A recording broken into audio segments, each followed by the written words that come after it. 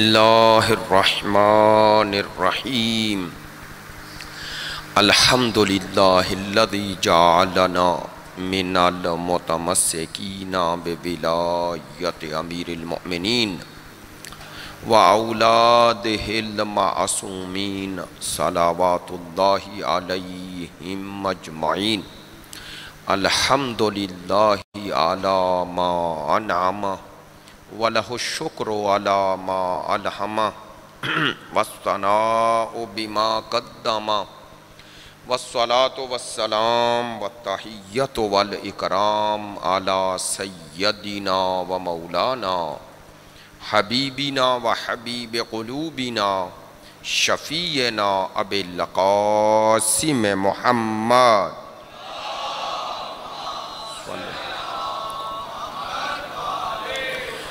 وآلہ الأطیبین الأطہرین الأجمدین الأمجدین الذین اذہب اللہ عنہم الرجس وطہرہم تطہیرا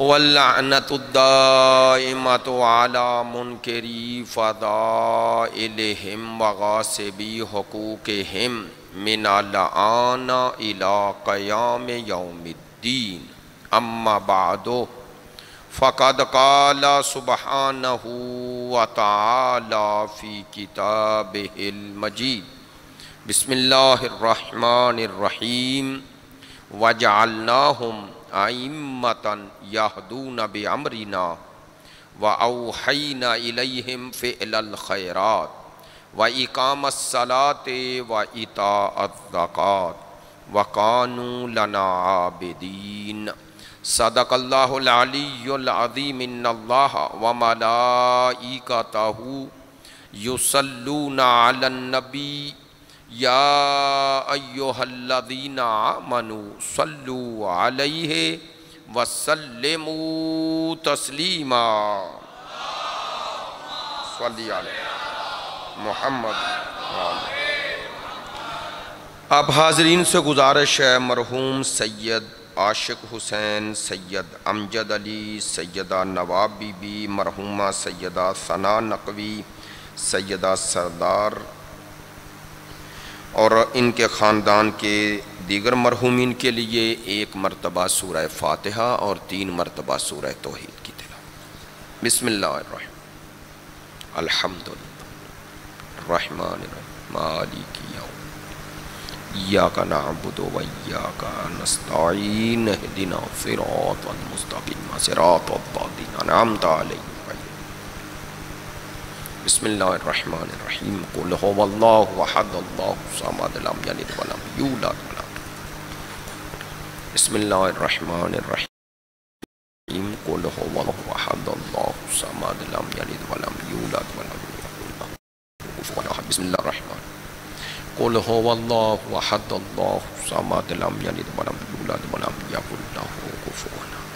اللہم اغفر للمؤمنین والمؤمنات والمسلمین والمسلمات الاحیاء منہم والاموات تابع اللہم بیننا وبینہم بالخیرات انکا مجیب الدعوات انکا علی کل شیء قدیر بحق محمد وآلہ الطیبین.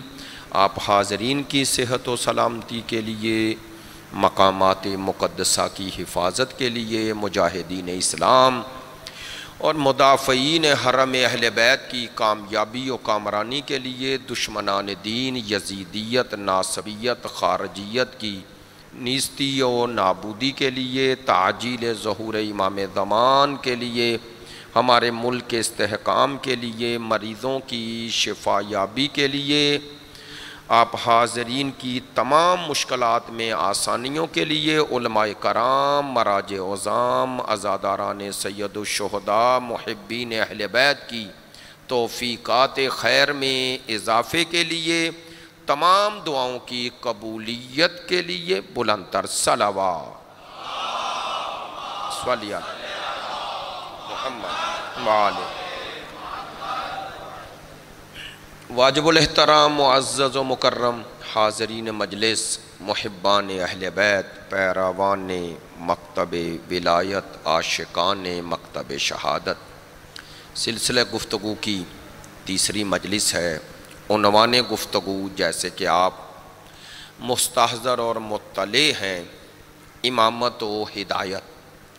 میں نے گزشتہ مجلس میں آپ کی خدمت عالیہ میں یہ عرض کیا کہ امامت اور امام بمعنی رہبر یہ ایک ایسی اصل و اساس اور بنیاد ہے، ایک ایسا قاعدہ اور کلیہ ہے جس کی تائید قرآن و حدیث سے پہلے خود عقل کرتی ہے، اور اسی اصل و اساس اور بنیاد کو قرآن مجید فرقان حمید میں اور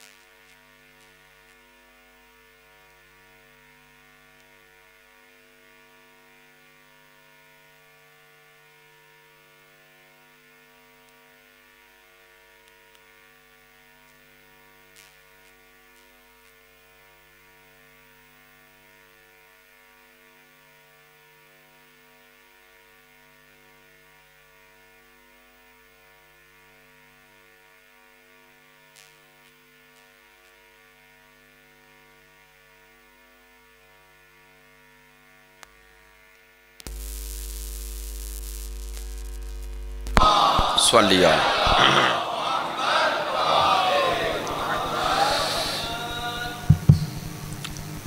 امامت ایک ایسی اصل و اساس اور بنیاد ہے کہ جس کی تائید و توثیق و تصدیق قرآن اور سنت سے پہلے خود عقل اور فطرت انسانی کرتی ہے۔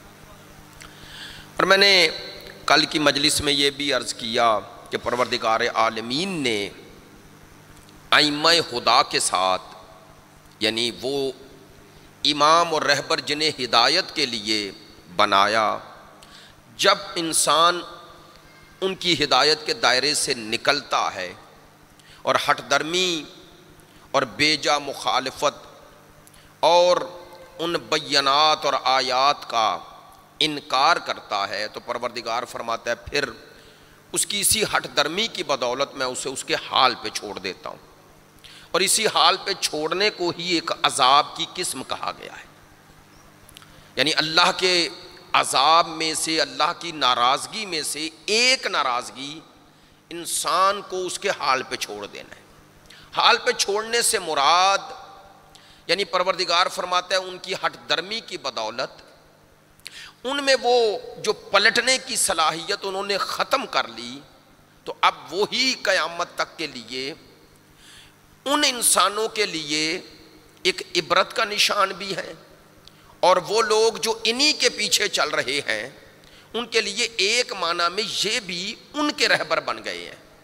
اور قیامت کے دن پروردگار نے فرمایا یہ اس طرح آئیں گے کہ ان کے چہرے سیاہ ہوں گے، اور دنیا میں وَأَتْبَعْنَاهُمْ فِي هَٰذِهِ الدُّنْيَا لَعْنَةً، اور اسی دنیا میں ان کے پیچھے لعنت کا طوق ان کے گلے میں بھی ڈال دیا گیا اور ان کا پیچھا بھی کر رہا ہے۔ تو یہ سزا امامت حق سے نکلنے کی ہے، امام حق کی ہدایت سے نکلنے کی ہے۔ آج امامت کا مثبت اور وہی پہلو جو پیش نظر ہے، کل یہ پہلو ذکر کرنے کا مقصود و منظور یہ تھا کہ یہ آیت عموماً پڑھی جاتی ہے تو اس کے حوالے سے ذہنوں میں سوالات آتے ہیں، اس لیے میں نے سورہ قصص کی وہ آیہ مجیدہ بھی تلاوت کی 41 اور 42۔ اب توجہ فرمائیں گے، میں نے عرض کیا تھا کہ امام یعنی اسوہ، یعنی نمونہ، یعنی ماڈل، یعنی جسے دیکھ کر انسان اپنے آپ کو بنائے۔ یوں سمجھیں کہ اللہ نے امام کو ویسا بنایا ہے جیسا خدا چاہتا ہے کہ ہم سب بنیں، اس کے ذریعے پروردگار ہم سب کو دعوت دیتا ہے ایسے بنو۔ یعنی امام خدا اور بندوں کے درمیان وہ واسطہ ہے جس کے ذریعے انسان خدا تک پہنچتا ہے۔ قرب الہی حاصل کرتا ہے، یا دوسرے لفظوں میں انسان اپنے مطلوبہ کمال سے مراد وہ کمال جو اللہ چاہتا ہے، انسان اس تک جس کے ذریعے پہنچتا ہے وہ امام حق ہوتا ہے، وہ اللہ کا بنایا ہوا وہ نمائندہ ہے جس کے ذریعے یہ سفر انسانیت طے ہوتا ہے۔ اور پروردگار عالمین نے قرآن مجید میں اسی امامت کے معنی کو ذکر کیا ہے۔ 2 آیات جو 2 دن میں تلاوت کی، عموماً اس میں امامت کا کلی معنی بیان کیا، اور لفظ ائمہ کے ساتھ، ائمہ جمع ہے امام کی، وَجَعَلْنَاهُمْ أَئِمَّةً سورہ انبیاء میں کہا، اور سورہ سجدہ یعنی بنی اسرائیل میں وَجَعَلْنَا مِنْهُمْ أَئِمَّةً۔ تو گویا اللہ نے جمع کا یہ استعمال کر کے امام کی جمع ائمہ ہم سب کو کم از کم اس بات کی طرف متوجہ کیا ہے کہ اللہ نے ایک امام نہیں بنایا، امام بنائے ہیں۔ تو جو امام بنائے ہیں اس میں جو پہلا امام ہے، یعنی جسے نمونہ عمل اور پھر اسی کی بنیاد پر آپ نے طے کرنا ہے کہ امام اللہ کی نظر میں کیسا ہے۔ پروردگار نے بعنوان نمونہ جس ہستی کو ذکر کیا اور جس کے منصب امامت کا قرآن مجید میں اعلان کیا، وہ سلسلہ انبیاء میں حضرت ابراہیم علیہ السلام ہے۔ حضرت ابراہیم علیہ السلام سلسلہ نبوت و رسالت میں بھی اور سلسلہ ہدایت میں بھی وہ عظیم نبی ہیں کہ جن کو جد الانبیاء کہا گیا ہے۔ جد الانبیاء، جد الانبیاء کیوں کہا گیا؟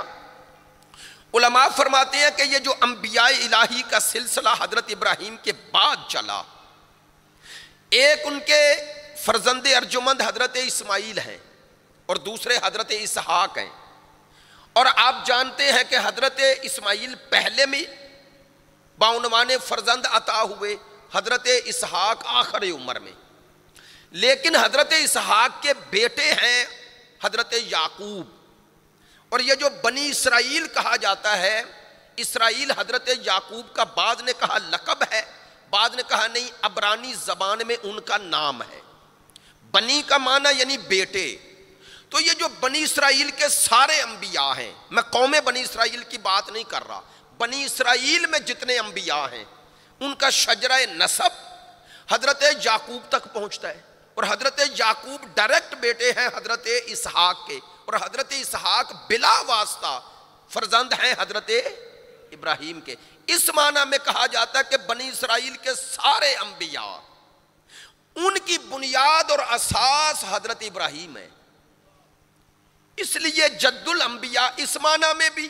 اور اگر آپ اس طرف آ جائیں حضرت اسماعیل علیہ السلام کی طرف، تو آپ جانتے ہیں کہ حضرت اسماعیل کی نسل میں سرکار دو عالم ہے، اور پھر حضرت اسماعیل کی نسل میں ہی وہ ائمہ ہیں جنہیں آپ 12 ائمہ کے نام سے یاد کرتے ہیں۔ چونکہ یہ اگر اولاد رسول ہیں تو رسول خدا نسل ابراہیم ہے، تو گویا یوں کہہ سکتا ہوں کہ سلسلہ ہدایت میں نبوت ہو یا رسالت اور امامت ہو، سلسلہ ہدایت میں نبوت اور رسالت ہو یا امامت ہو، دونوں کی اساس اور بنیاد ابراہیم ہے۔ یعنی حضرت ابراہیم کا یہ مقام و مرتبہ پروردگار نے بیان کیا ہے، سلسلہ نبوت میں بھی، سلسلہ رسالت میں بھی، سلسلہ امامت میں بھی۔ اور چلیں ایک جملہ یہ بھی کہہ دیتا ہوں، پروردگار کی نظر میں حضرت ابراہیم کی عظمت اس سے بلند، آپ جانتے ہیں، اب میں وہ باتیں دہرانا نہیں چاہتا چونکہ اہل مطالعہ ہیں، کہ کعبہ طوفان نوح کے بعد جب دوبارہ تعمیر ہوا تو جس ہستی کے ذریعہ ہوا وہ ابراہیم ہے۔ ایسا ہی ہے، آپ سورہ بقرہ کی اگر آپ اس کی تفاصیل جاننا چاہتے ہیں تو سورہ بقرہ کی آیہ نمبر 127، 28 اور 129 پڑھ لیں۔ اس میں پروردگار نے حضرت ابراہیم کی دعائیں بھی ذکر کی ہیں اور یہ فضیلت بھی ذکر کی ہے کہ انہوں نے کعبہ کی تعمیر کی طوفان نوح کے بعد حکم خدا سے۔ تو کیا مقام ہوگا اس ہستی کا جو اللہ کے اس علامت توحید کو تعمیر کرے حکم خدا سے۔ توجہ فرمائیے گا، حضرت ابراہیم علیہ السلام کہ یہ ساری عظمتیں قرآن نے بیان کی ہیں۔ اور ایک اور بات، سلسلہ نبوت اور رسالت کے بعد سلسلہ امامت بھی نسل ابراہیم، اور شاید خدا کی یہ حکمت ہے، چونکہ حضرت ابراہیم نے سلسلہ انبیاء میں سب سے زیادہ جدوجہد کی اور استقامت دکھائی، حتیٰ آپ کی استقامت کا یہ مقام و مرتبہ ہے اللہ کی نظر میں کہ پروردگار قرآن مجید میں ارشاد فرماتا ہے فَاتَّبِعْ مِلَّتَ ابراہیم، اے میرا رسول ابراہیم کی ملت کی پیروی کرو۔ یہاں ملت سے مراد کیا ہے؟ ملت سے مراد ان کی روش، طریقہ، یعنی خدا کہہ رہا ہے میرا حبیب اگر چاہتے ہو اپنے اس مشن توحید میں کامیابی اور کامرانی کو پاؤ تو اپنے لیے نمونہ عمل ابراہیم کو بناؤ۔ آپ نے توجہ فرمائی ہے بھئی، جو مصطفیٰ عالمین کے لیے نمونہ عمل ہے، پروردگار انہیں کہہ رہا ہے میرا حبیب اگر کسی کی روش اپنانی ہے تو روش ابراہیمی اپنانا۔ اب یہ ساری باتیں عرض کرنے کا مقصود و منظور یہ ہے کہ آپ کو پتہ چل جائے اور کم از کم اس طرح متوجہ ہو جائیں کہ سلسلہ نبوت و رسالت کے بعد جس ہستی کو امامت عطا ہو رہی ہے اس کا اپنا مقام اس منصب کے عطا ہونے سے پہلے کیا ہے؟ تھوڑا میرے ساتھ رہیں گے۔ یہ سورہ ممتحنہ کی آیہ نمبر 4 ہے۔ اپنے اس دعوے کی دلیل دے رہا ہوں جو گزارشات کی تھی کہ امام یعنی اسوہ یعنی نمونہ یعنی ماڈل۔ سورہ ممتحنہ کی آیہ نمبر 4 پروردگار فرماتا ہے قد کانت لکم اسوۃ حسنۃ فی ابراہیم۔ قرآن کہہ رہا ہے، قرآن جس کا معنی قرآن جب کہہ رہا ہے تو مسلمانوں کو اس بات کی طرف دعوت دے رہا ہے، اور کس نبی کو اسوہ حسنہ بنا رہا ہے؟ جو سرکار سے پہلے آئے۔ تھوڑا توجہ فرمائیں، خدا فرماتا ہے قد کانت لکم، لوگوں کے لیے، لکم ان کی ذات میں، کس کی ذات میں؟ اسوۃ حسنہ، ایک بہترین نمونہ عمل ہے، کس کی ذات میں؟ فی ابراہیم، ابراہیم علیہ السلام میں۔ آپ نے توجہ فرمائی ہے، آپ اور میں آج تک وہ آیت بھی درست ہے اور وہ اس کا معنی بھی الگ ہے، لَقَدْ كَانَ لَكُمْ فِي رَسُولِ اللَّهِ أُسْوَةٌ حَسَنَةٌ۔ البتہ علماء فرماتے ہیں حضرت ابراہیم اسوہ ہیں لیکن اس جہت سے جو جہت ذکر ہو گئی، لیکن مصطفیٰ نمونہ عمل ہے تمام جہات سے۔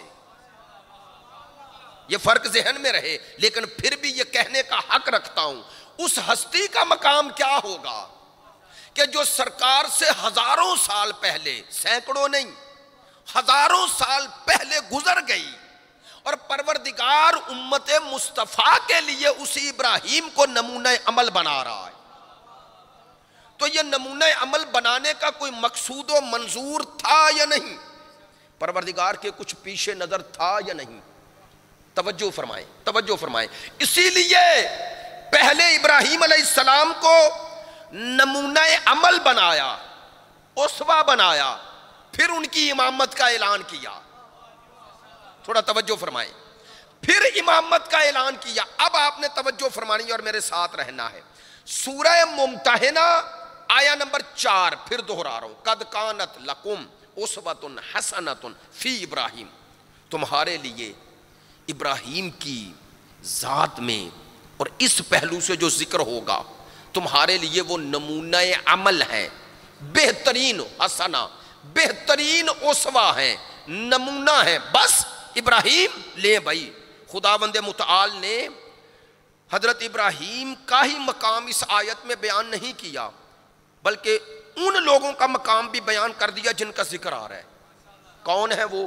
والذین معہ، تمہارے لیے ابراہیم اور وہ لوگ معہ جو ابراہیم کی معیت میں تھے، ان کا یہ کردار تمہارے لیے بہترین نمونہ ہے۔ توجہ رہے گی، میں یہ بعد میں ذکر کرتا ہوں کہ وہ کس معاملے میں اور کس پہلو میں اور کس جہت سے نمونہ عمل ہے، لیکن یہاں رک کر آپ کو دو باتیں عرض کرنی ہیں، اور انشاءاللہ آپ کے لیے دلیل بھی ہوگی اور ایک اخلاقی پہلو بھی اسی میں عرض کروں گا۔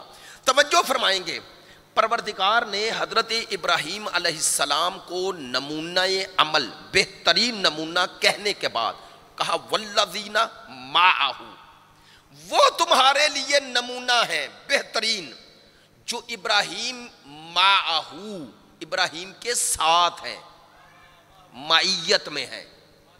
اس لفظ کو آج توجہ فرمانی ہے، معیت، تاکہ ہمیں پتہ چلے کہ امام ہم سے کیا چاہتے ہیں اور خدا ہم سے کیا چاہتا ہے۔ تھوڑا توجہ رہے گی، باتیں تھوڑی سی عام ڈگر سے ہٹ کے کرتا ہوں اور کوشش کرتا ہوں اسی جہت سے قرآنی تناظر سے ایک بات آپ تک پہنچ جائے۔ یہ معہو میں ایک بہت بڑا وہ کہتے ہیں پہلو ہے، اور آپ کے عقیدے کی اور مسلمان بھائیوں کے لیے ایک دعوت فکر بھی ہے۔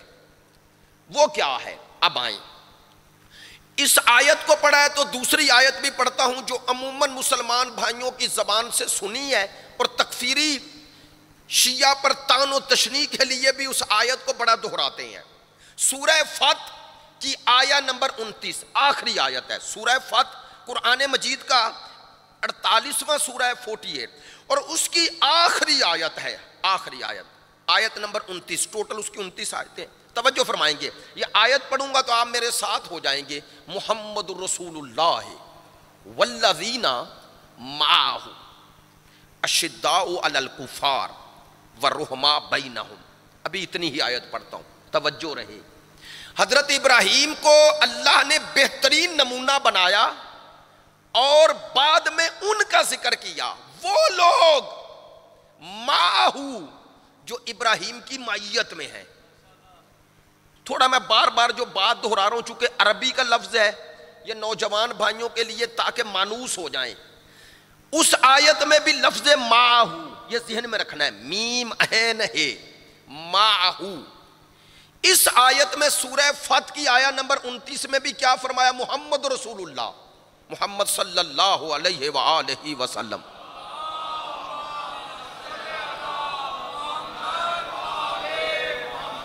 البتہ ایک بات ضمناً عرض کر دوں کہ سارے ائمہ کا جب نام لیا جائے آپ درود پڑھ سکتے ہیں، کوئی معنات نہیں، لیکن ہماری روایات میں ہے کہ سرکار کا جب نام لیا جائے تو درود پڑھنا سنت مؤکدہ ہے۔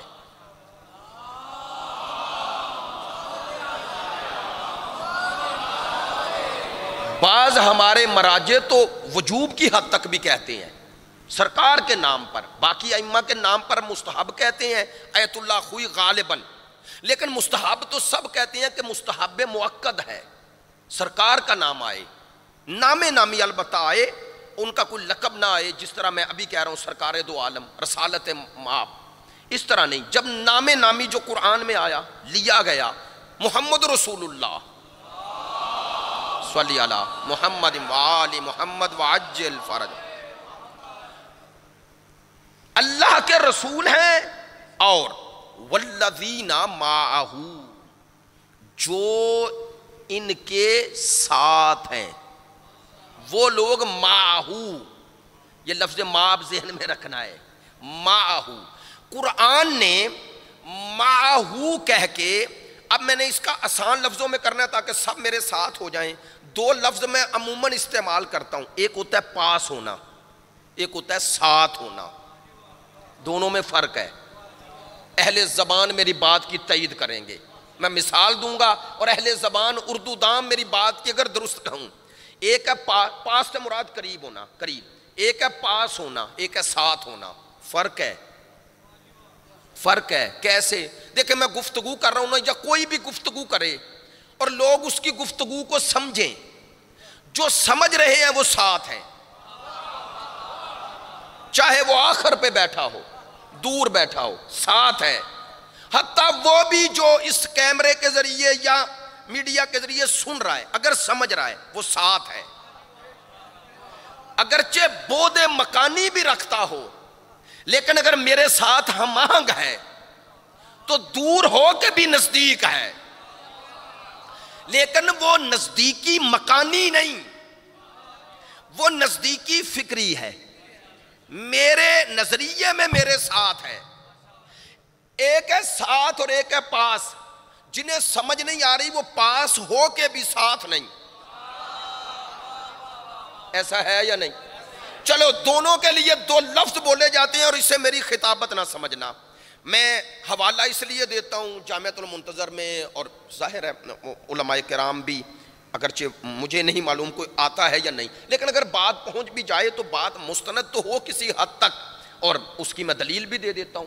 میں نے یہ جو بات کہی کہ والذین معہ، محمد اللہ کے رسول ہیں اور وہ لوگ جو ان کی معیت میں ہیں، اللہ نے یہ نہیں کہا ان کی مصاحبت میں ہے. مصاحبت کا معنی سمجھتے ہیں؟ چلے ہمارے ہاں وہ لفظ اردو میں بولا جاتا ہے اور صحیح لفظ ہے، صحیح معنی ہے. وہ جو رسول کی صحبت میں ہے، صحبت میں ہونا اور بات ہے، معیت میں ہونا اور بات ہے. نہیں توجہ ہوئی؟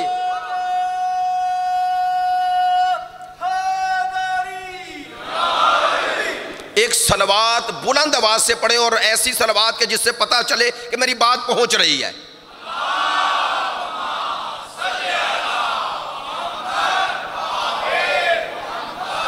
توجہ فرمائیں گے.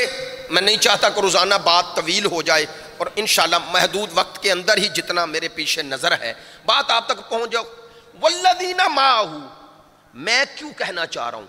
یہ جن کی عظمت بیان ہوئی ہے سورہ فتح کی آیہ نمبر 29 میں اور سورہ ممتحنہ کی آیہ نمبر 4 میں.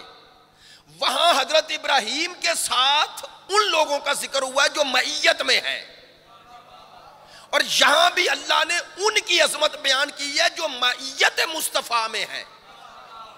لیں اب ان دونوں میں فرق عرض کر دیتا ہوں. حضرت حجت الاسلام شیخ محسن علی نجفی صاحب اسی آیت کے ضمن میں تفسیر میں یہ فرماتے ہیں، ان کے لفظ وہ فرماتے ہیں یہ وعدہ یعنی محمد رسول اللہ والذین معہ اشداء علی الکفار رحماء بینہم، آگے ذکر ہے کہ ان کا ذکر تورات میں ہے، ان کے پیشانیوں پہ سجدوں کے نشان ہیں، اور وہ رکان و سجدہ، اور وہ سب ذکر ہوا جو پیچھے پوری طویل آیت ہے. وہ فرماتے ہیں یہ وعدہ ان لوگوں کے لیے ہے جو رسول اللہ کی معیت کے مقام پر فائز ہوں. میں وضاحت کر دوں گا. معیت اور صحبت میں فرق ہے. تائید ہو گئی؟ معیت اور صحبت میں فرق ہے. لو دلیل دیتا ہوں، قرآنی دلیل دیتا ہوں. حضرت یوسف نبی ہے نا، نبی ہیں.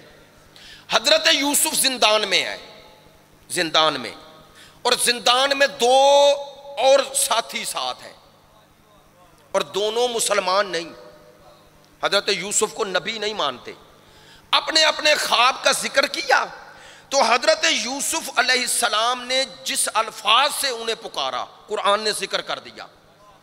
فرمانے لگا یا صاحبی السجن، اے میرے زندان کے ساتھیوں.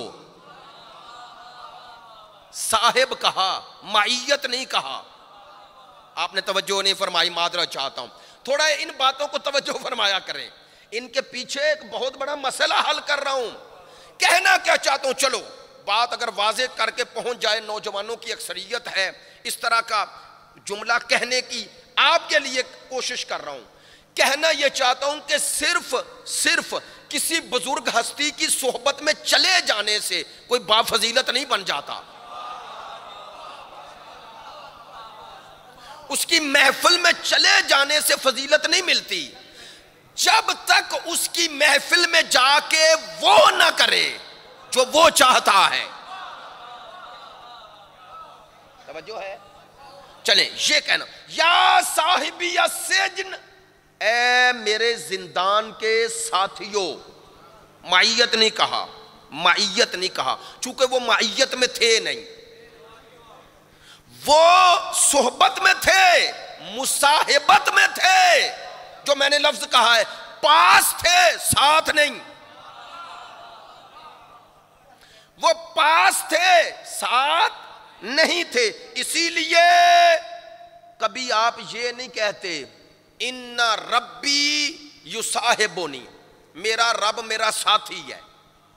یہ نہیں کہتے، کہتے ہیں ان معی ربی، میرا رب میرے ساتھ ہے، پاس نہیں۔ توجہ ہے، ان اللہ معنا، اللہ ہمارے ساتھ ہے، یعنی ہم خدا کی معیت میں ہیں۔ ان اللہ مع الصابرین، اللہ صابرین کے پاس نہیں۔ اچھا چلیں اور واضح کروں، ورکعوا مع الراکعین، چلو دونوں کی مثال سے مسئلہ اور واضح ہو جائے گا۔ ورکعوا مع الراکعین کا معنی کیا ہے؟ ما میم عین، یہ ذہن میں رہے۔ یہاں مثال کے طور پر نماز کا وقت ہو گیا، اذان ہوئی، آدھے مومنین اٹھے، وضو کیا، پیچھے کھڑے ہو گئے، نماز پڑھنے لگے۔ وہ جو امام جماعت ہے، پیش نماز جسے آپ کہتے ہیں، وہ آگے ہے، یہ پیچھے ہے۔ کچھ مومنین یہیں بیٹھے رہے، میں یہ نہیں کہتا نماز نہیں پڑھے، ویسے بیٹھے رہے، انہوں نے نماز جماعت کے ساتھ نہ پڑھی تو سنیں، دونوں پر دو لفظ صدق کریں گے۔ وہ جو نماز ساتھ پڑھ رہے ہیں نا، وہ معیت میں ہے، اور یہ جو بیٹھے ہوئے ہیں یہ مصاحبت میں ہے، یہ معیت میں نہیں ہے۔ لو اب اس سے زیادہ تو وضاحت کی ضرورت ہی نہیں۔ ہم مانتے ہیں کہ یہ سورہ فتح کی آیا بعض ہستیوں کی توصیف کر رہی ہے، تعریف کر رہی ہے، لیکن یہ تعریف ہر کسی کو شامل نہیں۔ بھئی توجہ فرمائیں، برملا کہہ رہا ہوں، ممبر سے کہہ رہے ہیں، ہمارے نزدیک یہ تعریف انہیں شامل ہے جو معیت مصطفیٰ میں ہیں، جو سرکار کی معیت میں ہے، معیت میں ہے۔ اور مجھے ایک بزرگ عالم کا جملہ ان کی کتاب میں پڑھا تھا، تجلیات صداقت میں، وہ بھی بڑا پیارا جملہ ہے۔ وہ کہتے ہیں والذین معہو، وہ فرماتے ہیں یہ معیت، میری طرح متوجہ رہیں گے، وہ فرماتے ہیں یہ معیت، ہمراہی، چلیں جملہ آسان اور کر دیا، یہ ہمراہی، وہ فرماتے ہیں یہ فی زمان اور مکان نہیں، یہ زمان اور مکان میں ہمراہی نہیں، یہ ہدف میں ہمراہی ہے۔ آئے ہائے ہائے ہائے، یہ اس ہدف میں جو مصطفیٰ کا ہدف ہے، جو ابراہیم کا ہدف ہے، اللہ نے اسی لیے وہاں بھی ماہو کہا، یہاں بھی ماہو کہا، تاکہ تمہیں توجہ رہے، ابراہیم کے پاس ہونا اور ہے، ساتھ ہونا اور ہے، اسی طرح مصطفیٰ کے پاس ہونا اور ہے، ساتھ ہونا اور ہے۔ لے میری بات کو کوئی غلط معنی نہ دے تو میں قرآن سے دلیل دیتا ہوں۔ سورہ منافقون کہاں ہے؟ میں نے جلدی سوال کر لیا، قرآن میں ہے، چلیں شکر ہے قرآن میں سورہ منافقون ہے، شکر ہے اللہ کا، ورنہ منافقون کا سورہ نہ ہوتا تو ہم لفظ منافق کہتے اور لوگ کہتے ہیں ان پہ پرچہ کرواؤ، اور وہ دور آ رہا ہے، آپ سورہ منافقون پڑھیں گے اور لوگ کہیں گے پرچہ کراؤ۔ توجہ نہیں ہے بھئی، ہمیں تو کوئی فکر ہی نہیں، منافقین کا ذکر ہو، ہم نے تھوڑا ان کو مقدس بنانا ہے۔ توجہ فرمائیں گے جو بات کہہ رہا ہوں؟ نہیں، سورہ منافقون قرآن مجید کی پہلی آیت، سورہ منافقون کی پہلی آیت، پہلی، اذا جاءک المنافقون۔ میں تو ایک طالب علم ہوں، میرے بزرگ بھی ہیں، قرآن پڑھتے ہیں، علماء کرام سے بھی پوچھ لیجئے گا، اذا جاءک المنافقون، اس کا ترجمہ کیا ہے؟ جب جاءک آپ کے پاس، المنافقون منافق آتے ہیں یا آتے تھے، تو آتے تھے تو اللہ نے ذکر کیا نا، تو رسالت مآب نے دروازے بند کیے ہوئے تھے؟ نہیں نا، کھولے ہوئے تھے نا۔ کیوں؟ رسول چاہتے ہیں آؤ، فرمایا مومن بھی آئے منافق بھی آئے، چونکہ دونوں کی شناخت کا ذریعہ میں ہی ہوں، نہیں آئیں گے تو پتا چلے گا نا یہ منافق ہے یا نہیں۔ اب قرآن کہہ رہا ہے آتے ہیں، اور آ کے کیا کہتے ہیں؟ اذا جاءک المنافقون قالوا نشہد انکا لرسول اللہ، ہم گواہی دیتے ہیں، قالو کہتے ہیں، نشہد ہم گواہی دیتے ہیں، انکا لرسول اللہ، یا انا کا معذرت چاہتا ہوں، اگر انا یا انا میں کو ہو جائے، گواہی دیتے ہیں آپ اللہ کے رسول ہیں۔ اللہ کیا کہتا ہے؟ واللہ یعلم انکا لرسول، اللہ کہتا ہے میں جانتا ہوں تو میرا رسول ہے، میں جانتا ہوں۔ اب اللہ بھی گواہی دے رہا ہے، منافقوں کی گواہی سن لی، اللہ کی گواہی، واللہ یشہد ان المنافقین لکاذبون، اللہ کہتا ہے میں اللہ گواہی دیتا ہوں یہ منافق جھوٹے ہیں۔ میں نے روایت نہیں پڑھی، میں نے آیت پڑھی ہے۔ بعض نوجوان بچے وہ ناراض ہو جاتے ہیں اور بعض میسج کر دیتے ہیں، قبلہ آپ مثلا تقریر کرتے ہیں، یہ اس طرح کی باتیں کرتے ہیں، اس سے فرقہ واریت پھیلتی ہے۔ میں کہتا ہوں اگر اس سے فرقہ واریت پھیلتی ہے تو پھر قرآن سے یہ آیتیں نکال دو۔ عجیب ذہنیت بنتی جا رہی ہے، عجیب ذہنیت بنتی جا رہی ہے، وہ بھی شیعہ کی۔ بھائی اسلام کو جتنا نقصان پہنچا ہی منافقوں سے، ایسا ہے یا نہیں؟ ایسا ہی ہے نا؟ تو قرآن نے ذکر کیوں کیا جگہ جگہ؟ کیا قرآن نے فرقہ واریت پھیلائی؟ حق بیان کرنے سے فرقہ واریت پھیلتی نہیں، ختم ہوتی ہے۔ توجہ فرمائیں گے میری بات پہ؟ متوجہ رہیں گے؟ میں جو بات کر رہا ہوں کس انداز میں، ذرا توجہ فرمائیں۔ واللہ یشہد ان المنافقین لکاذبون، اللہ کہتا ہے میں گواہی دیتا ہوں منافق جھوٹے ہیں۔ لو بھائی الحمدللہ آپ متوجہ ہیں، ایک بڑی خوبصورت بات کہنے لگا ہوں۔ خدا نے اول آیت میں سباق میں ذکر کیا کہ یہ کہتے ہیں تو اللہ کا رسول ہے، گواہی دیتے ہیں۔ اینڈ آیت پہ ذکر کیا کہ یہ منافق جھوٹے ہیں، تو کیا یہ جو یہ کہتے ہیں تو اللہ کا رسول ہے، نعوذ باللہ یہ جھوٹ ہے؟ یہ تو سچ ہے نا، تو پھر جھوٹے کیوں ہیں؟ بھائی جو کہتے ہیں وہ تو سچ ہے، اللہ کہہ رہا ہے نہیں پھر بھی جھوٹے ہیں۔ لو بڑا پیارا جملہ، نام بھی لے لیتا ہوں، بزرگ علماء کا نام لینے میں آر نہیں ہے۔ حضرت حجت الاسلام شیخ محسن نجفی صاحب اسی تفسیر میں یہ پڑھا، فرماتے ہیں کہ اللہ انہیں جھوٹا کیوں کہہ رہا ہے جبکہ پہلے جو کہہ رہے ہیں وہ تو سچ ہے؟ اللہ کہتا ہے گواہی سچ ہے، گواہ جھوٹا ہے۔ خدا کہتا ہے گواہ جھوٹا ہے، گواہی سچی ہے۔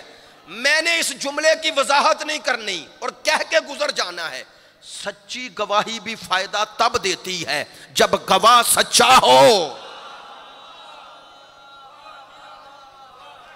بھائی گواہ کو فائدہ تب ہوتا ہے جب اس گواہی کی صداقت پر ایمان رکھتا ہو۔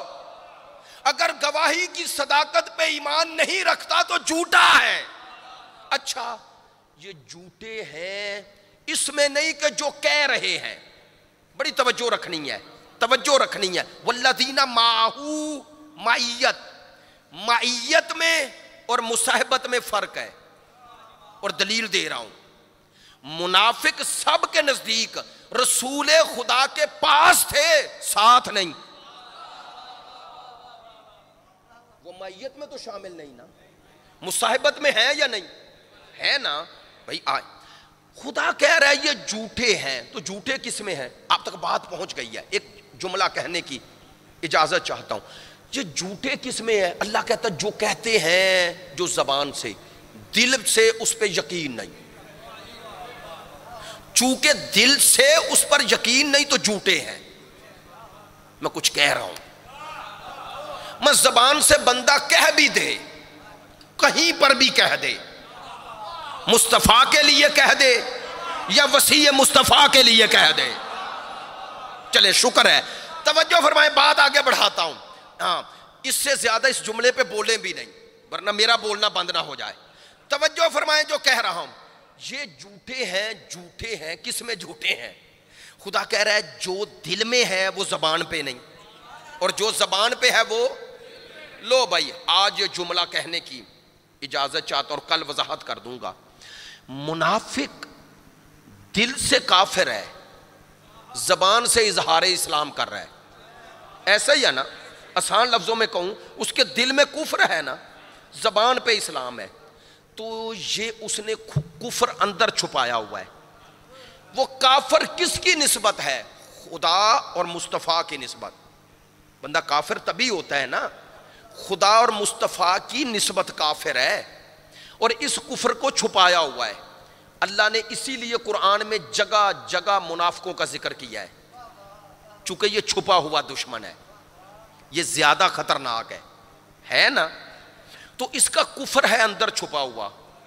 اب آئیں سرکار کی اس حدیث کا لطف لیں اور اپنے مکتب و مذہب اور اپنے ائمہ پر فخر کریں. صحیح مسلم شریف باب حب الانصار و علی من الایمان، باب کا نام ہے چیپٹر کا. صحیح مسلم شریف باب حب الانصار و علی، یعنی انصار اور مولا علی کی محبت ایمان کا جز ہے، باب ہے. حدیث کو اردو میں مفہوماً بیان کر دیتا ہوں. امیر المومنین خود راوی ہیں، خود روایت فرما رہے ہیں. سرکار امیر المومنین روایت سے پہلے یہ جملے فرماتے ہیں سرکار دو عالم نے، مولا کائنات کہہ رہے ہیں والذی فلق الحبہ و برأ النسمہ، مجھے قسم ہے اس ذات کی جس نے دانے میں یہ صلاحیت پیدا کی. اور یہ قسمیں کھانے کے بعد امیر المومنین مولا علی، صحیح مسلم شریف ہے، کوئی چھوٹی کتاب نہیں، باب حب الانصار و علی من الایمان. اس لیے روایت میرے پاس ہے، لکھی ہوئی ہے، میں نے اسکرین شاٹ لیا ہے، لیکن چونکہ یہ میرا موضوع تھا نہیں، آ گئی بات تو اس لیے عرض کر رہا ہوں. امیر المومنین فرماتے ہیں کہ سرکار دو عالم نے مجھے قسم کھا کے یہ خبر دی اور مجھ سے یہ عہد کیا. کس نے عہد کیا؟ مصطفیٰ نے، رسالت مآب نے. کس سے؟ مولا علی سے. کیا عہد کیا؟ ان لا یحبنی الا مومن، کہ مجھ سے سوائے مومن کے محبت نہیں رکھے گا. وَأَن لَا يُبْغِضُنِي إِلَّا مُنَافِقٌ، اور مجھ علی سے بغض صرف وہ رکھے گا جو منافق ہو. سنیے یار، چلیں بھائی آپ متوجہ ہو گئے، بات کو نتیجے تک اس جملے کو لے آیا.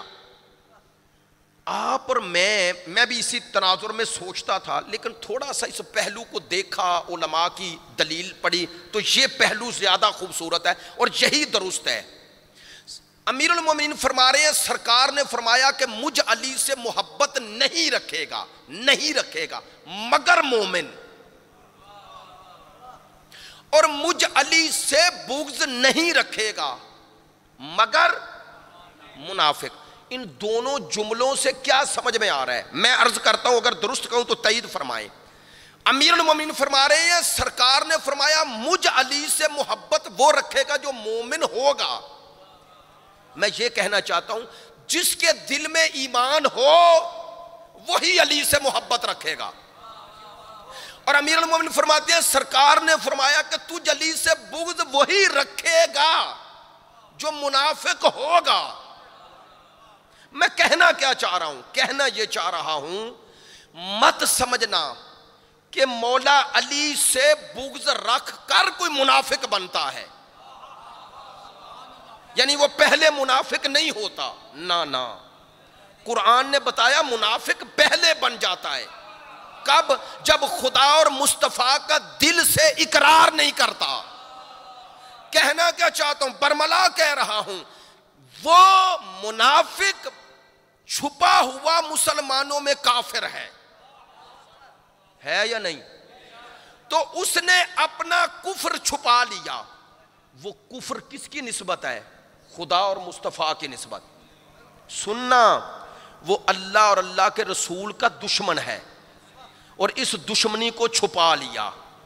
اب پھر مولا علی کیا کرتے ہیں؟ سرکار نے فرمایا میں نے علی کو کسوٹی بنا دیا. کاش جملہ پہنچ جائے، کاش میری بات پہنچ جائے. میں نے فیصلہ آباد میں یہی جملہ عرض کیا. بعض مومنین اس حوالے سے سوچیں اور میری بات اگر درست ہو میری تصحیح فرما دیں. توجہ فرمائیں، امیر المومنین فرما رہے ہیں سرکار نے مجھے خبر دی کہ تجھ سے بغض وہ رکھے گا جو منافق ہوگا. میں کہنا کیا چاہتا ہوں بار بار، خدا کی قسم اسی جملے پر ایمان رکھتا ہوں، وہ منافق ہوتا ہے اس لیے علی سے بغض رکھتا ہے، بغض رکھ کے منافق نہیں بنتا۔ میری بات پہ توجہ ہے؟ وہ منافق پہلے ہوتا ہے، بس یہ ہے مولا علی کی محبت اور بغض اس چھپے ہوئے کو ظاہر کر دیتا ہے۔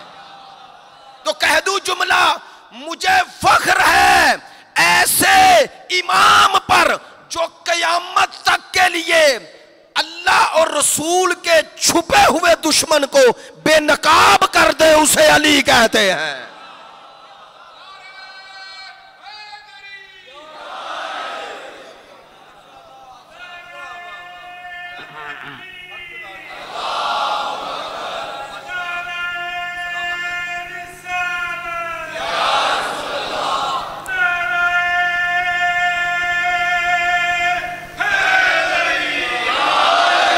آواز بلند صلوات۔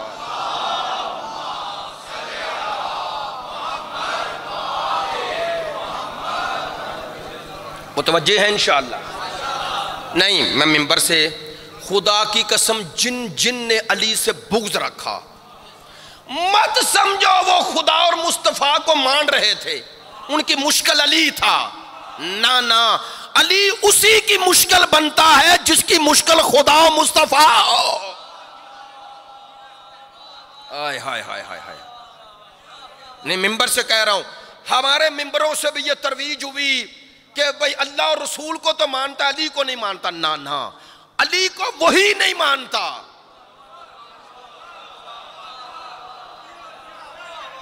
نہ ایسے نہ سمجھو کہ پیچھے درست آ رہا ہے علی پہ آ کے رک جاتا ہے، وہ پہلے ہی رکا ہوتا ہے۔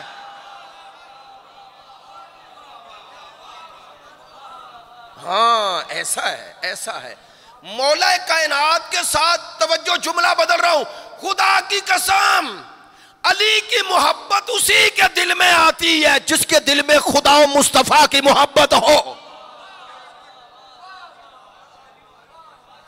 یہ کیسے ہو سکتا ہے؟ لو میری بات، میں اپنی بات کی تائید میں دلیل دے رہا ہوں، آپ کو دعوت فکر ہے۔ یہ کیسے ہو سکتا ہے کسی کے دل میں خدا اور مصطفیٰ ہو اور علی سے بغض ہو جائے؟ بھئی ہے نہیں، خدا کو مانے اور علی کو نہ مانے، یہ جمع ہوتا ہے؟ یہ جمع ہی نہیں ہوتا۔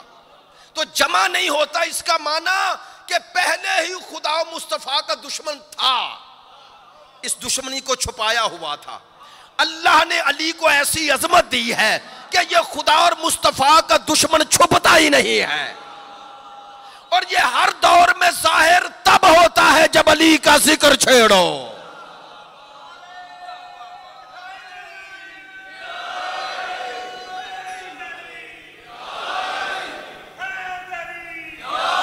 مولا کا ذکر چھیڑو تو ان کا پتہ تب چلتا ہے یہ دشمن خدا اور مصطفیٰ ہے۔ میں بات ایک اور پیرائے میں دینا چاہ رہا ہوں، اور پیرائے میں کیا کہنا چاہ رہا ہوں، خدا کی قسم اس بات کو اس تناظر میں لیں۔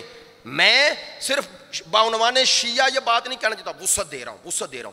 یہ حدیث شیعہ سنی دونوں نے لکھی نا کہ علی سے بغض رکھے گئے وہ جو منافق ہوگا، تو کہنا چاہ رہا ہوں گویا سرکار دو عالم یہ بتا رہے تھے، سمجھا رہے تھے قیامت تک کے لیے کہ علی اسلام کا ایسا محافظ ہے جس کے ذریعے، علی کے ذریعے اسلام کے خیر خواہ اور اسلام کے دشمن ایک دوسرے سے جدا ہو جاتے ہیں۔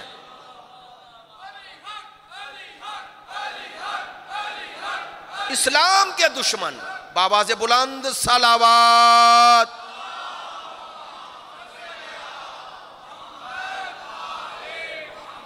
یہ ہے مولا کائنات کی حیات طیبہ کا مقصد ہی یہ ہے کہ لوگوں کو خدا اور مصطفیٰ کے قریب کر دیں۔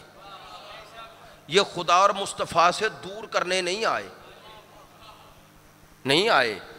علی کی حیات طیبہ کا مقصد ہی یہ ہے خدا اور مصطفیٰ سے ملا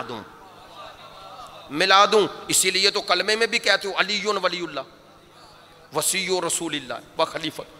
اب ایک عام انداز میں بات کر رہا ہوں اور میں اکثر یہ جملہ دہراتا ہوں، اسے چلیں جس معنی میں بھی لے لیں، علی ولی اللہ۔ تو آپ علی ولی اللہ لکھیں تو ایسے لکھیں گے نا، پہلے علی پھر ولی پھر اللہ، ایسے ہی ہے. آپ اعراب پڑھیں گے نا اوپر لکھیں گے تو ایسے ہی نا, اسماء گرامی علی ولی اللہ, تو ادھر علی ادھر اللہ, درمیان میں ولی ہے. یہ درمیان میں ولی کیوں ہے؟ تاکہ قیامت تک شیعہ اور نصیری میں فرق ہو جائے. جملہ میں نے کہہ دیا ہے. لو منبر سے یہ پالیسی دے رہا ہوں, علی یون ولی اللہ, ایسے لکھو گے نا علی ولی اللہ. لو علی اور اللہ کے درمیان ولی رہے تو شیعت ہے, نکل جائے تو نصیریت ہے.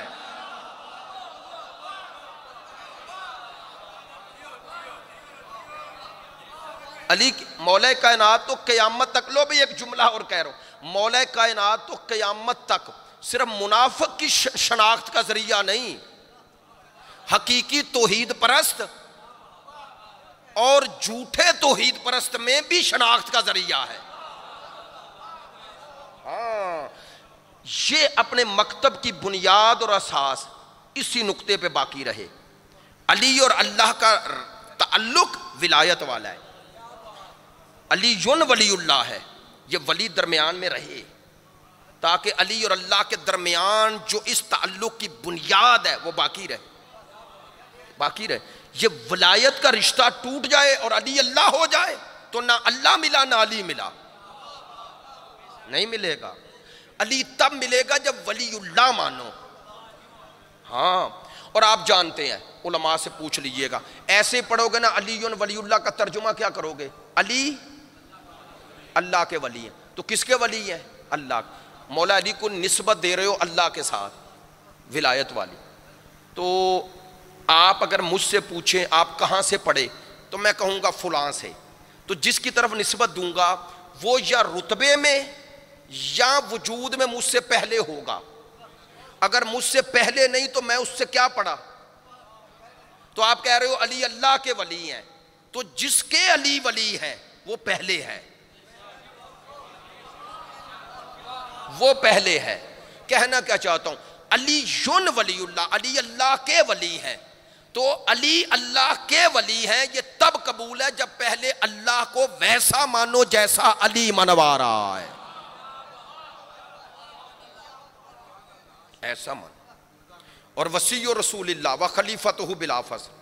وہ چلیں, ہمارے بزرگ ہیں قاضی شبیر علوی صاحب, بڑا پیارا جملہ ایک ان کی مجلس میں بیٹھا ہوا تھا تو کہہ رہے تھے علی ولی اللہ وصی رسول اللہ و خلیفتہ بلا فصل. کہتے دیکھیں علی اللہ کے ساتھ بھی نسبت, رسول اللہ کے ساتھ بھی نسبت. ایک ہی تیسرے جز کلمہ میں 3 چیزوں کی آپ نے کیا ہے اقرار, علی اللہ کے ولی, رسول کے وصی اور بلا فصل خلیفہ. ایسے ہی ہے نا. تو سرکار کا ذکر بھی آ گیا تیسرے جز میں, اللہ کا ذکر بھی آ گیا, اور پہلا جز کلمہ لا الہ الا اللہ, کسی کا ذکر نہیں آیا سوائے اللہ کے. محمد الرسول اللہ, صرف سرکار کے ساتھ اللہ کا ذکر, اور تیسرے جز میں اللہ اور رسول اللہ دونوں شامل ہیں. تو یہی علی کا مقام ہے. بتایا اس کلمے میں بھی اقرار کر رہے ہو کہ علی کہتے ہی اسے ہیں جو نہ خدا سے جدا کرے نہ مصطفیٰ سے جدا کرے. ہم تو مانتے ہی ایسے ہیں, اور ہمیں فخر ہے اس ولایت پر, فخر اس ولایت پہ فخر ہے. یہ ولایت خدا تک پہنچاتی ہے, خدا تک. امام ہے علی, امام ہے تو منزل وہ ہے, منزل وہ ہے. آل محمد سبیل اللہ ہیں, سبیل اللہ. آج گفتگو یہیں سمیٹتا ہوں, کل انشاءاللہ اگلا مرحلہ عرض کروں گا. معذرت چاہتا ہوں, مجھے پہلے ہی معلوم تھا, اسی لیے میں نے آپ سے بار بار عرض کیا. یہ جو امام ہے نا یہ رہبر ہے, رہبر ہے, یعنی انسانوں کو وہاں پہنچا رہے ہیں. تو میں نے جو سبیل اللہ کہا, سبیل کا معنی راستہ ہوتا ہے, اللہ کا راستہ, خدا تک پہنچانے کا راستہ. تو راستہ درمیان میں ہوتا ہے, ایک ادھر ہوتا ہے ایک ادھر. جو ادھر اگر منزل ہے تو ادھر والے نے طے کرنا ہے. ایسا ہی ہے, سمجھانے کے لیے کہہ رہا ہوں. انسانوں نے یہ سفر طے کرنا ہے اور منزل خدا ہے. یہ طے جس کے ذریعے ہوگا وہ آل محمد ہے. یہ سبیل اللہ ہے, اللہ تک پہنچنے کا راستہ ہے. وہ اگر آپ دقت سے دیکھیں نا، آل محمد کی زندگیوں میں انہوں نے اپنے آپ کو کبھی منزل کے عنوان سے مطرح ہی نہیں کیا. کاش بات پہنچے. آپ اگر دعائے توسل پڑھیں تو ائمہ کو پکارتے ہیں، توسل کرتے ہیں نا، یا وجیہن عند اللہ. کیا کہتے ہو؟ اس کا ترجمہ کیا ہے؟ آپ اللہ کے نزدیک وجیہ ہیں. نہیں توجہ، یعنی سارا آپ کا مقام و مرتبے کی بنیاد اور اساس یہ ہے، عند اللہ وجیہ ہیں. جو اللہ کے نزدیک وجیہ ہو، مقام رکھتا ہو، اسی کی اطاعت بندوں پر فرض ہے. توجہ رہے، آخری جملہ ہے، یہ اللہ تک پہنچنے کا راستہ ہے. البتہ یہ ضرور ہے جو ان کے بغیر پہنچنے کی کوشش کرے وہ بھی گمراہ ہے، اور جو انہیں منزل بنائے وہ بھی گمراہ ہے. اب آپ کہیں گے یہ کیا جملہ کہہ دیا؟ لو دونوں کی وضاحت کر دیتا ہوں. جو ان کے بغیر پہنچنے کا نعرہ لگائے وہ وہابی ہے. میں کہہ رہا ہوں، ممبر سے کہہ رہا ہوں، وہ وہابی ہے. اور جو انہیں منزل بنائے وہ نصیری ہے، اور جو ان کے ذریعے اس تک پہنچے وہی شیعہ ہے. میں نے 4 سال یا 5 سال پہلے آپ کو ایک راہ دی تھی، معذرت چاہتا ہوں، جملہ دہرایا تھا، دوبارہ دہرا رہا ہوں. میں نے عرض کیا تھا کہ ایک خطرہ اہل سنت کو ہے، ایک خطرہ تشیع کو ہے. اہل سنت کو خطرہ ہے ناسبیت کا، ناسبیت کا، خارجیت کا، نفاق کا. ادھر خطرہ ناسبیت اور خارجیت کا ہے، ادھر خطرہ نصیریت کا ہے. شیعہ کو خطرہ نصیریت سے ہے، اہل سنت کو خطرہ ناسبیت سے ہے. دونوں دو کام کرو. ادھر اگر ناسبیت کو نکالنا ہے تو ذکر اہل بیت عام کرو، چونکہ ناسبی کو اہل بیت کا ذکر پسند نہیں، اور اس کی پہچان ہوتی ہی اہل بیت کے ذکر سے ہے. باقی جن کا بھی ذکر کرو اسے کوئی فرق نہیں پڑتا. میں نے باقی لفظ کہہ دیا ہے. ادھر جن کا بھی ذکر کرو، باقی جس کا بھی کرو، حتیٰ یہ درباروں کا بھی کرو، وہ جھومتے ہیں. جیسے ہی ذکر علی آئے تو پتہ چل جاتا ہے کہ اندر کتنا بغض ہے، کینہ ہے. یاد رکھو، ایک جملہ کہوں، میں نے اہل سنت بھائی سے کہا تھا، میں نے کہا جہاں پر اہل بیت کا ذکر ہو اور دوسرا بندہ اسے کاؤنٹر کرنے کے لیے کسی اور کا ذکر چھیڑے تو سمجھ لینا اندر بغض ہے. اسے اسی وقت دوسروں کا ذکر کیوں یاد آ رہا ہے؟ اور یہ بات منصف مزاج اہل سنت نے قبول کی ہے. آپ جانتے ہیں وہ مولانا یاسین قادری، بڑا اچھا جملہ اس نے کہا اشتہار چھپواتے ہیں ذکر حسین اور ذکر کر رہے ہیں یزید کے باپ کا. یہ کیا ذکر حسین ہے؟ مولانا طاہر القادری نے جذبات میں اور پورے غصے سے کہا. انہوں نے کہا یہ لوگ جو شب عاشور اور روز عاشور بنو امیہ کا ذکر کرتے ہیں، انہوں نے کہا یہ پکے خارجی ہیں، ناسبی ہیں، دشمن اہل بیت ہیں. یہ اپنے دل کا کینہ نام حسین سے ظاہر کر رہے ہیں. ایسے ادھر خطرہ ناسبیت کا ہے. لہذا اہل سنت بھائیوں کو مؤدبانہ اپیل کرتا ہوں، ذکر اہل بیت عام کرو اگر سنیت کو بچانا ہے. یار میں نے بڑی خوبصورت بات کہی ہے، چونکہ سنیت کو یزیدیت سے خطرہ ہے. یزیدیت سے اگر پاک کرنا ہے سنیت کو تو ذکر اہل بیت عام کرو، ذکر حسین عام کرو. خدا کی قسم تمہیں فائدہ ہوگا، ہمیں نہیں. میں جملہ کہوں، اہل بیت کے ذکر سے اہل بیت کو کوئی فائدہ نہیں. ہاں تمہیں اور مجھے فائدہ ہے. ادھر ذکر اہل بیت عام کریں. سنیت کو اگر بچانا ہے، اب آپ سے بھی کہوں شیعت کو بچانا ہے تو کیا کریں؟ ہمیں خطرہ ہے نصیریت سے. نصیریت اہل بیت کی دشمن نہیں، اہل بیت کے خدا کی دشمن ہے. انہیں علی سے مسئلہ نہیں، انہیں علی کی توحید سے مسئلہ ہے. میں کچھ کہہ رہا ہوں. لو ادھر اگر نصیریت سے شیعت کو بچانا ہے تو کیا کرو؟ علی کے نہج البلاغہ کے خطبات توحیدی پڑھو.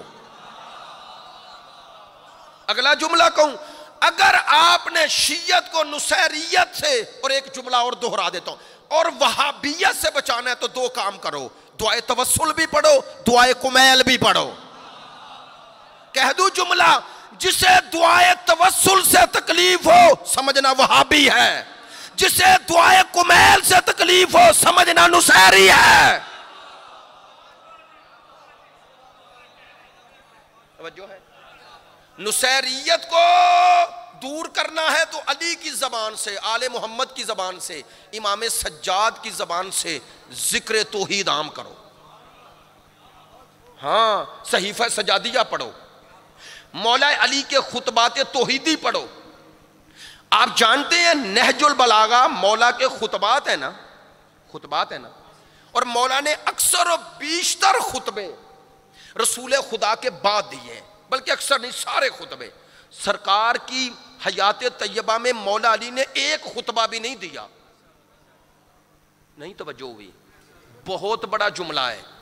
آیت اللہ جوادی عاملی فرماتے ہیں سرکار کی موجودگی میں مولا کائنات کے جو نہج البلاغہ کے خطبوں میں ایک خطبہ بھی رسول خدا کے حضور میں نہیں۔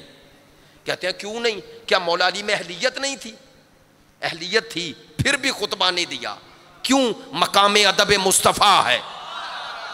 آئے ہائے ہائے ہائے ہائے، مقام ادب سرکار دو عالم ہے۔ لو جملہ میں اپنے لفظوں میں بدل دیتا ہوں، مولا علی سرکار کی موجودگی میں اہلیت کے باوجود بھی خاموش رہ کر تم سب کو مقام مصطفیٰ سمجھا رہے تھے، بتا رہے تھے لائق شاگرد وہی ہوتا ہے تو استاد کی موجودگی میں اپنی اہلیت نہ دکھائے۔ ہائے ہائے ہائے ہائے، جو خود نما نہ ہو، جو اپنے استاد کے لیے اس کا مقام ادب ہے۔ اب جملہ تو پھر وہ بات سے بات نکل آتی ہے، بندہ کیا کرے۔ مولانا شفا نجفی صاحب وہ جب مجھ پر ایک ایف آئی آر کہنے لگے یار آپ بات آسان کرتے ہیں، اس آسان بات میں بھی بات نکل آتی ہے۔ میں نے کہا میرا قصور تھوڑا ہی ہے۔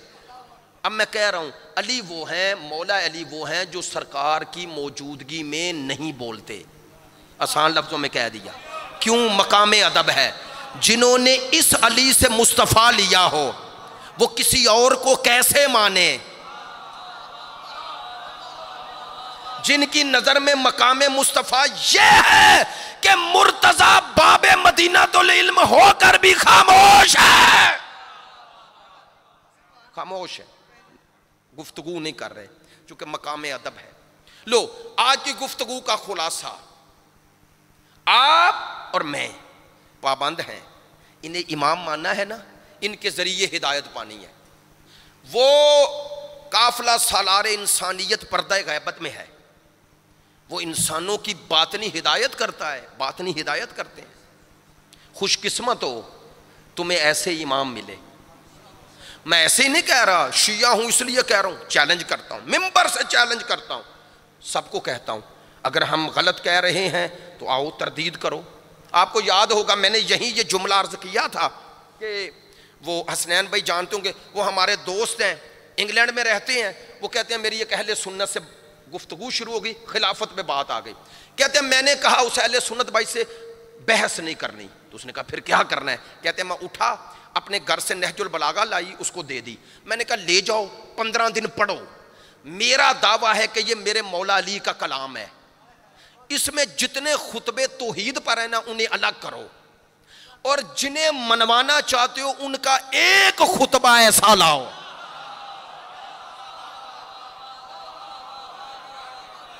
آپ نے توجہ فرمائی ہے، ایک خطبہ ایسا لاؤ جیسا علی نے دیا ہے، ایک خطبہ توحید کے بارے میں، ایک دعا امام سجاد جیسی کسی کی لاؤ۔ اور بتاؤں آل محمد کی نظر میں توحید اور مقام خدا اور قرب الہی، قانون لنا عابدین، روزانہ آیت پڑھ رہا ہوں، امامت کی تعریف میں قانون لنا عابدین، علماء سے پوچھ لے قانون آیا ہے پیچھے، یعنی ان میں عبادت ہمیشہ جاری رہی، وہ ماضی سے عبادت گزار ہیں، یعنی وہ آ کر عبادت گزار نہیں بنتے، عبادت گزار بن کر آتے ہیں۔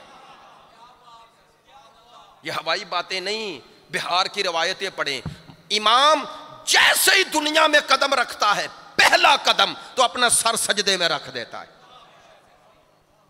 ہاں اسی لیے تو کہا کرتا ہوں کربلا کو سجدوں سے الگ نہ کرو. کربلا عرفان کی سرزمین ہے، عشق الہی کی سرزمین ہے. اسے خدا سے دوری کا سبب نہ بناؤ. کیا کروں یار، اب مزاج ایسا بن گیا تو بات ایسی ہی کر دیتا ہوں. مصائب میں بھی یہی کہہ دیتا ہوں، کربلا کو سجدوں سے الگ نہ کرو. کربلا تو سرزمین ہی سجدوں کی ہے، اور دو ہی تو سجدے ہیں جو کربلا کو وہ عرش اولا پہ لے گئے، سدرۃ المنتہا پہ لے گئے. متوجہ ہیں الحمدللہ ماشاءاللہ. آپ مومنین جس محبت سے سماعت فرماتے ہیں اور جس معیار سے، وہ میرا بھی دل چاہتا ہے کہ اسی معیار پہ بات کروں. جملہ دوبارہ دہرا رہا ہوں، دو سجدے ہی تو کربلا میں تھے جو بندگی کو سدرہ پر لے گئے. سبحان اللہ ذی اسرا بعبدہ، یہ بندگی کا تسلسل ہے. وہ حسین منی و انا من حسین. کہوں جملہ مصیبت کا، مصائب کا پہلا جملہ کہوں، کربلا دو سجدوں کا خلاصہ ہے. ایک دن کی روشنی میں ہوا، ایک رات کی تاریکی میں ہوا. جو دن کی روشنی میں سجدہ ہوا وہ کیسا سجدہ ہے؟ چلو اس سجدے کی عظمت کو پہچاننا ہے نا، تو آؤ اس سجدے کی پشت پر کیا کچھ گزرا ہے بتاؤں. جو اکبر جیسا بیٹا دے کر، اب شیعہ کو سمجھانے کی ضرورت ہے اکبر کیا ہے. جو اکبر جیسا ہم شکل پیمبر دے کر، اگلا جملہ کہوں، جو قاسم جیسا ہم شکل حسن دے کر، جو قمر بنی ہاشم جیسا ہم شکل علی دے کر، نہیں میرے پاس اس سے بڑا جملہ نہیں ہے، جو ہم شکل مصطفیٰ بھی، ہم شکل مجتبیٰ بھی، ہم شکل مرتضیٰ بھی، یہ دے کر سر سجدے میں رکھ دے اسے حسین کہتے ہیں. جملہ دوبارہ دہراتا ہوں اور مصائب طویل نہیں پڑھوں گا، ابھی وقت پہ نظر پڑی 1 گھنٹہ 10-15 منٹ گفتگو ہو گئی. توجہ فرمانا، بس آخری جملہ کہہ رہا ہوں، انشاءاللہ کل مصائب ذرا زیادہ پڑھ دوں گا. عزادارو آپ جانتے ہیں میں یہ جملے جب کہتا ہوں ہر سال تو میرا مقصود و منظور یہ ہوتا ہے کربلا کا اصلی معنی پہنچے. پھر دہرا رہا ہوں، اکبر جیسا، قاسم جیسا، قمر بنی ہاشم جیسا، جو ان ہستیوں کو دے کر سر سجدے میں رکھ دے اسے حسین کہتے ہیں. اب مجھے کیا پتا ثانی زہرا کیا ہے، اجرکم من اللہ.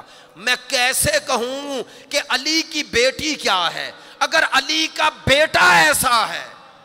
کہوں جملہ کہ ثانی زہرا کہاں معراج پہ لے گئی عبادت کو، جو اکبر ہو، قاسم ہو، اون و محمد ہو، قمر بنی ہاشم ہو، حبیب ہو، حر ہو، مسلم ابن اوسجا ہو، جون، یہ سب دے کر سر سجدے میں رکھ دے اسے حسین کہتے ہیں. اور جو حسین بھی دے دے،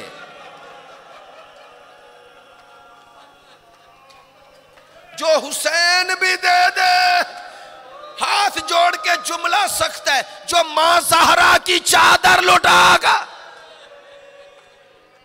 جو جلتے خیموں میں جو حسین کے چھوٹے چھوٹے بچوں کو سمیٹ کر سر سجدے میں رکھ دے اسے زینب کہتے ہیں. میں نے دن کی روشنی کا سجدہ بتایا، رات کی تاریکی کے سجدے کا ایک جملہ تاکہ حصہ مکمل ہو جائے. جانتے ہو جس رات کا ذکر کر رہا ہوں یہ شب عاشور نہیں، یہ وہ شب ہے جس کی شام کا نام شام غریباں ہے. سوچو جس کی شام کا نام شام غریباں ہو، وہ شب زینب پہ کیا گزری ہے. کہوں جملہ، خدا کی قسم یہ شب بی بی نے کیسے گزاری. لو چونکہ بی بی کا ذکر بھی آ جائے، چھوٹی شہزادی کا ذکر بھی آ جائے، یہ وہ شب ہے جس کی شام کی ابتدا میں حسین کی 4 سال کی بچی کے در چھنے ہیں. اگلا جملہ بھی کہوں، یہ وہ شب ہے جس کی شام ہوتے ہی سکینہ کو تماچے لگے ہیں. اگلا جملہ کہوں، یہ وہ شب ہے جس کی شام میں سکینہ کا پہلو جلا ہے، یہ وہ شب ہے جس شب میں سکینہ کے سامنے باپ کا کٹا ہوا سر رکھا گیا ہے۔ بس آخری جملہ، یہ شب میری آقا زادی ثانی زہرا نے کیسے گزاری؟ شب گزر رہی ہے، آدھی رات ادھر سے ادھر ہوئی تو علی کی بیٹی نے تیمم کیا۔ اب مجھ سے یہ نہ پوچھئے گا نہر علقمہ بہ رہی ہے اور بی بی تیمم کر رہی ہے، جہاں اصغر کو 2 گھونٹ نہ ملے وہاں ثانی زہرا کو کون وضو کی اجازت دیتا؟ بس بی بی نے تیمم کیا، زحمت ختم کر رہا ہوں، میری آقا زادی نماز تہجد کے لیے تکبیرۃ الاحرام کہنے لگی، میرا اور آپ کا چوتھا امام فرماتے ہیں میں نے پلٹ کر پھپھی کو دیکھا، پتا ہے کیا کہہ رہی تھی؟ کہتے آسمانوں کو دیکھ کر علی کی بیٹی نے روتے روتے کہا، میرے اللہ میں جانتی ہوں جب کوئی تیری کنیز نصف شب تیرے حضور آئے تو فرشتوں سے کہتا ہے آسمانوں کے در کھول دو، آؤ میری کنیز کو دیکھو، میری خاطر آرام اور سکون چھوڑ کے آ گئے۔ سنیں گے ثانی زہرا نے روتے روتے کیا کہا؟ کہا میرے اللہ آج فرشتوں کو نہ دکھانا۔ کیوں؟ کہا میری پہلی نماز تہجد ہے جو چادر کے بغیر ہے، بی بی یہ تو رات کی تاریکی ہے، اللہ جانے شرابی کا دربار